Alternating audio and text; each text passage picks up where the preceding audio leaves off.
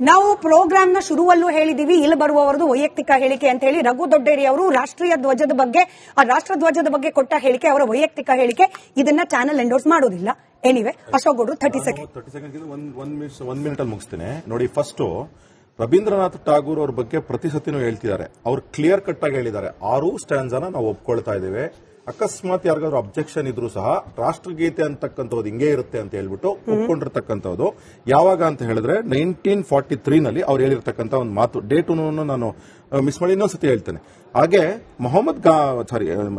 ಗಾಂಧಿ ಅವರು ಏನ್ ಹೇಳ್ತಾರೆ ಅಂತ ಹೇಳಿದ್ರೆ, ಜೈ ಹಿಂದ್ಗಿಂತ ಒಂದೇ ಮಾತರಂ ಅಂತಕ್ಕಂಥ ಪದ ಏನಿದೆ ಇದು ಸರಿಯಾಗಿರ್ತಕ್ಕಂಥದ್ದು ಅಂತ ಹೇಳಿ 1946 ನಲ್ಲಿ ಹೇಳಿರ್ತಕ್ಕಂಥದ್ದು ಒಂದೊಂದು ಮಾತು. ಆಮೇಲೆ ಪ್ರತಿ ಸತಿನೂ ಸಹ ಈ ರಘು ದೊಡ್ಡೇರಿ ಅವರು ಏನ್ ಸುಳ್ಳು ಹೇಳ್ಕೊಂಡು ಹೋಗ್ತಿದ್ದಾರೆ ನೋಡಿ. ಯಾಕೆ ಯಾಕೆ ಯಾಕೆ ಅಂತ ಕೇಳ್ತಿದ್ದಾರೆ. ಯಾಕೆ 2026 ಫೆಬ್ರವರಿನಲ್ಲೇನೆ ಲಾ ಪಾಸ್ ಆಯ್ತು, ಅದಕ್ಕಿಂತ ಹಿಂದೆ 12 ವರ್ಷ ಸ್ಟೋರಿ ಹೇಳ್ಬೇಡಿ.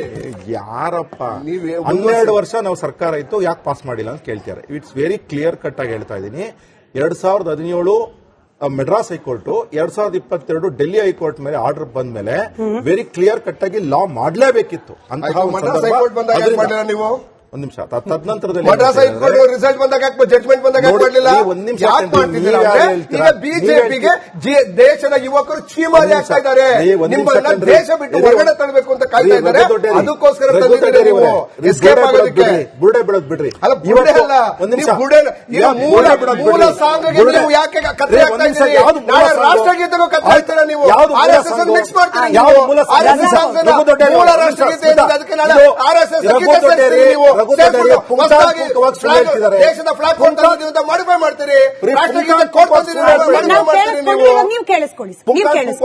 ಯಾಕೆ ಅಂತ ಹೇಳಿದ್ರೆ ಮೂಲ ಇರ್ತಕ್ಕಂತಹದೇ 6 ಸ್ಟ್ಯಾನ್ಸ್ನ. ಬಂಕಿಂ ಚಂದ್ರ ಚಾಟರ್ಜಿ ಅವರು ಕ್ಲಿಯರ್ ಕಟ್ ಆಗಿ ಏನಂತ ಬರೆದಿದ್ದಾರೆ, 100 ವರ್ಷ ಯಾಕೆ ಸುಮ್ಮನೆ ಕೂತಿದ್ರಿ? ಯಾರ್ರಿ ಒಂದ್ ನಿಮಿಷ,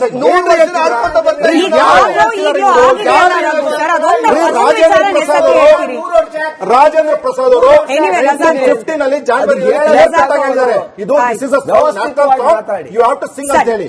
ಆದ್ರೆ ಆವತ್ತಿನ ಸರ್ಕಾರಗಳು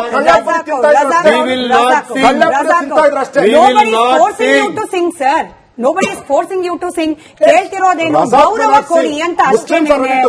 ನಮ್ಮ ರಿಪಬ್ಲಿಕ್ ವಾಹಿನಿ ಮೂಲಕ ರಜಾಕ್ ಅವ್ರ ಪ್ರಕಾರ ಆಯ್ತು ಸರ್. ಇವಾಗ ನಾವು ಕೇಳಿಸ್ಕೊಂಡಿದೀವಿ, ನೀವು ಮಾತಾಡಿದ್ರಿ, ಕೇಳಿಸ್ಕೊಂಡಿದ್ವಿ. ರಜಾಕ್ ಅವರು ಹಾಗೆ ನನ್ನನ್ನು ಮಾತ್ರ ಫ್ರೇಮ್ ಮಾಡಿ.